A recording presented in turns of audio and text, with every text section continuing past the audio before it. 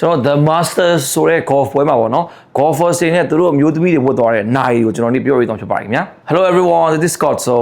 ကျွန်တော်ဒီ Masters golf ပွဲကိုစပြောရရင်သူက golf ပွဲတွေထဲမှာလုံးဝ prestige ဖြစ်တဲ့အစင်အလာကြီးမှပွဲတွေမှာပါတယ်သူကနိုင်တဲ့သူတွေအကုန်လုံး green jacket ပေးတယ်ပေါ့နော် green jacket lifetime champion ဆိုပြီးညစာစားပွဲတွေတက်လို့ရတယ်ပြီးရင်သူ့ရဲ့ဟွာတွေကပေါ့နော် Jack Nicklaus က6ကြိမ်နဲ့အများဆုံးဆန်ရင်တင်ထားတယ်အငယ်ဆုံးနဲ့ record score Tiger Woods ကဆန်ရင်တင်ထားခဲ့တာဖြစ်ပါတယ်ခင်ဗျာပထမဆုံးတစ်ယောက်ကတော့အဲ့ဒီပေါ့နော် Masters ကျင်းပတဲ့ Augusta Queen ရဲ့ chairman ပေါ့နော် Fred Ridley ဖြစ်ပါတယ်သူဝတ်သွားတာကတော့ Rolex Land Dweller လေးဖြစ် 41mm ဒေါ်လာ3000မြန်မာငွေဆို3,200ဝန်းကျင်လောက်ရှိတာဖြစ်ပါတယ်ခင်ဗျာနောက်တစ်ယောက်ကတော့ပေါ့နော်ကျွန်တော်တို့ golf legend ဖြစ်တဲ့ Jack Nicklaus ပေါ့နော်6ကြိမ်နဲ့ဒီ Masters မှာလည်း champion အများဆုံးရထားတဲ့သူကဝတ်ထားတော့126518 Allen Rolex Daytona အမဲအောင်လေးနဲ့စိန်ထားတယ်ပေါ့အဲ့ဒါတော့ဒေါ်လာ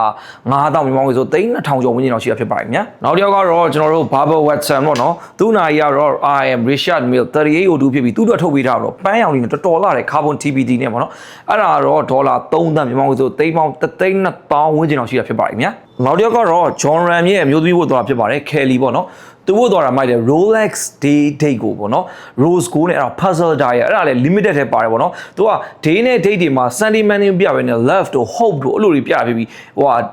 date နေရာမှာသူ emoji လေးပြဖြစ်ပါတယ်တော်တော်လေးကိုမိုက်တယ်အဲ့ဒါဒေါ်လာ2,600မြန်မာငွေဆိုရင်11,000ဝန်းကျင်လောက်ရှိတာဖြစ်ပါတယ်ခင်ဗျာနောက်တစ်ယောက်ကတော့ကျွန်တော်တို့ပေါ့နော် Justin Rose ဝတ်သွားတာဖြစ်ပါတယ် Justin Rose ဆိုတာလည်းလာတယ်ပေါ့နော် Rolex Day Date ကိုသူကwhite gold နဲ့ပြီးတော့အထက်က meteorite dial ပေါ့နော်သူတို့အုတ်ကာကဲထိုင်နဲ့လောက်ထားဖြစ်ပြီးမှအဲ့ဒါ228235ဖြစ်ပြီးအဲ့ဒါကဟိုဒေါ်လာ9,000ဝန်းကျင်မြန်မာငွေဆိုရင်3,400ဝန်းကျင်လောက်ရှိတာဖြစ်ပါတယ်ခင်ဗျာနောက်တစ်လုံးကတော့ Garcia ဝတ်သွားတဲ့နိုင်ပေါ့နော်အဲ့ဒါ Shane Obsidian dial နဲ့အဲ့ဒါ Rolex Daytona တော်တော်လေးလာတယ်သူ့ရဲ့အထက်က dial hour marker တွေကဟို off catalog ထဲမှာပါပြီးအဲ့ဒါတော့ဒေါ်လာ1.3 million မြန်မာငွေဆို35,500ဝန်းကျင်လောက်ရှိတာဖြစ်ပါတယ်ခင်ဗျာနောက်တစ်ကတော့ Bros Koepka ရဲ့အမျိုးသမီးဝတ်သွားတာဖြစ်ပါတယ်အဲ့ဒါကRolex Day Date ကိုအထက်က Rainbow Buzzer တွေနဲ့ပေါ့နော်ပြီးတော့အထက်ကစိန်နေဖြစ်ပြီးမှပတ်လေရောကျိုးရောစိန်နေပါတယ်128345 RBR တော်တော်လေးလာတယ်နော်အဲ့ဒါကြီးလည်းကျွန်တော်လိုချင်တယ်မှာပါတယ်အဲ့ဒါက 36mm နဲ့